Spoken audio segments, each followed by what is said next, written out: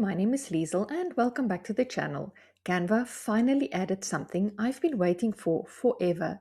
You can now print directly from Canva without first downloading your design as a PDF or JPEG. This tiny update is going to save you so much time, especially if you print designs often. Open your design in Canva. When you're ready to print, go to Share, See All, scroll to the very bottom of all the options and click on Use My Printer. Once you click Print, your normal printer settings open immediately, so you can choose your printer, paper size, orientation, and other settings without downloading the extra file first.